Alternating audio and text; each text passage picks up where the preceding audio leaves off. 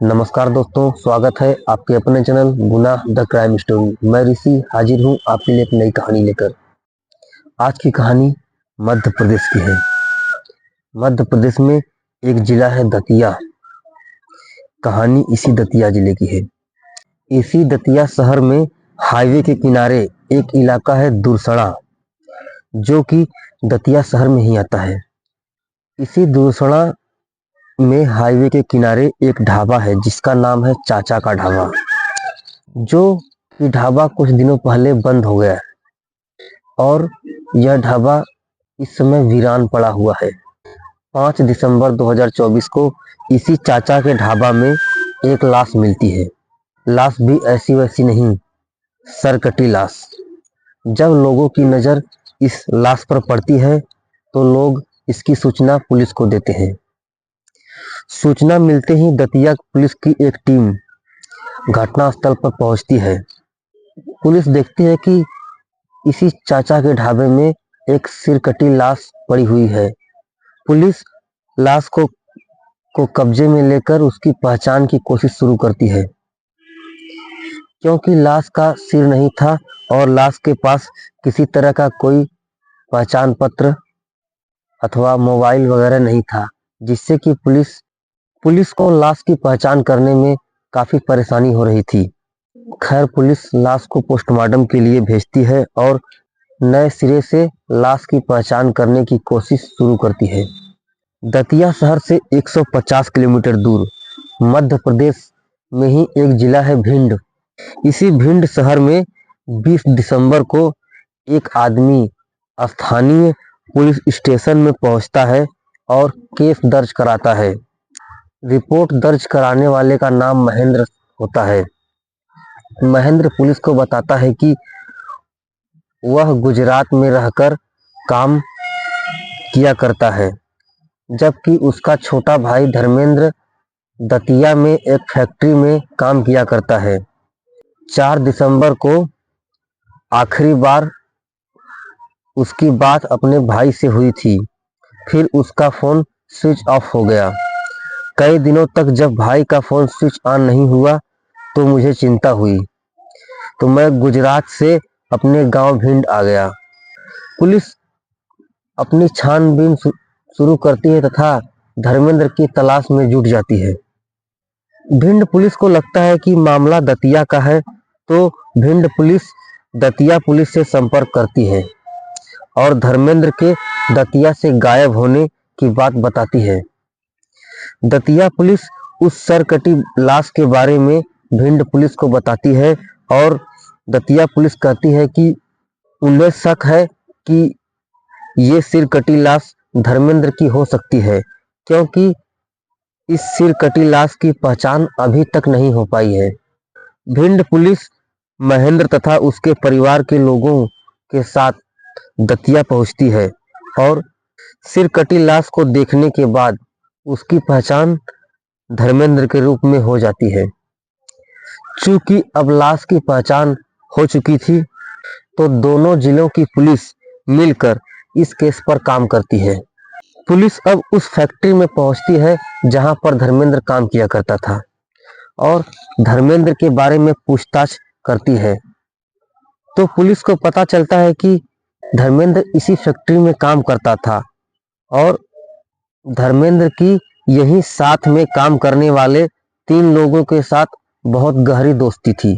ये तीनों लोग दतिया के ही रहने वाले थे।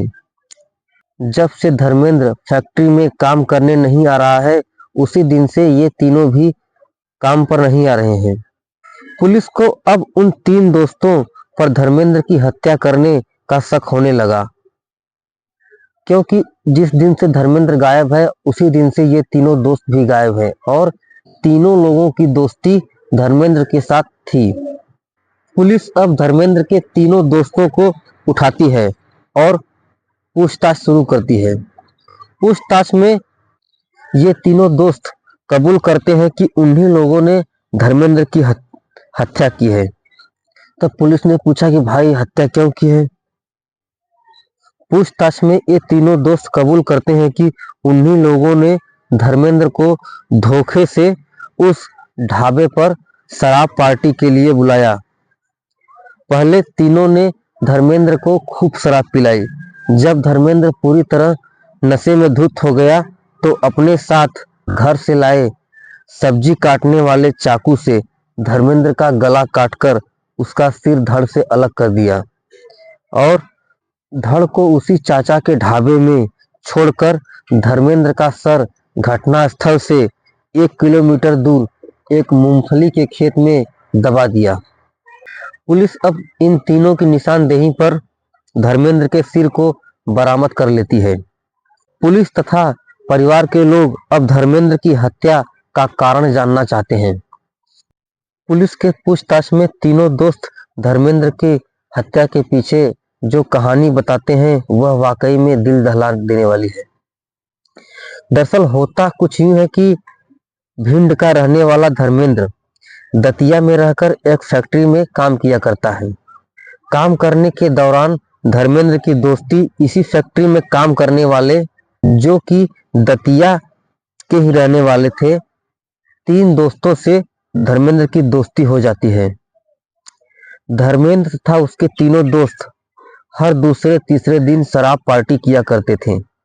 धीरे धीरे धर्मेंद्र तथा इन तीनों की दोस्ती गहरी होती गई।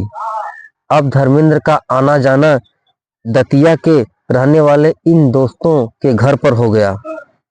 इसी आने जाने के दौरान धर्मेंद्र की नजदीकी इन्हीं तीनों दोस्तों में से एक दोस्त की मां के साथ हो गया और धर्मेंद्र तथा उसकी दोस्त की मां के बीच शारीरिक संबंध बन गए।